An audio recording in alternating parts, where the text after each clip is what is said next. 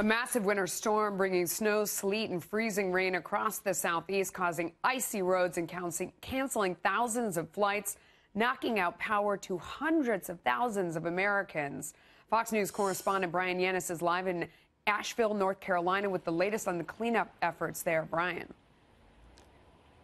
Hi, Melissa. Well, look, it has been a tough year here in North Carolina weather-wise. Hurricane Florence causing some $13 billion in damage, tornadoes, flooding, and mudslides, and now this winter storm. And for the businesses, especially here in Asheville, that's really tough. They've been closed for about 2 or 3 days.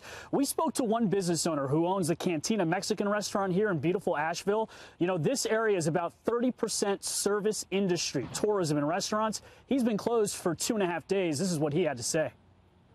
So when we close, that's a lifeline. That's a direct line to them. I mean, that could be a month's payment for rent. That could be a car payment. So it's very difficult for them to recover.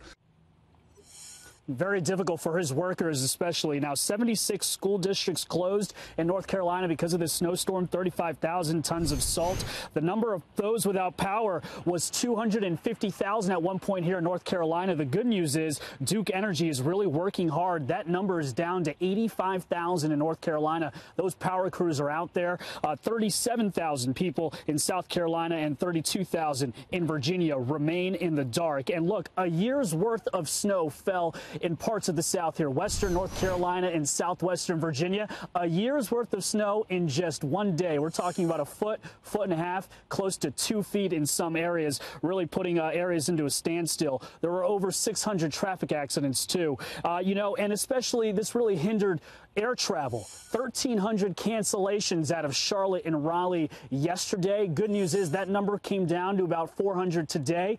De-icing and snow plowing at those airports. Things should be back to normal tomorrow. Make sure, though, Melissa, that people call their airlines before they go out there.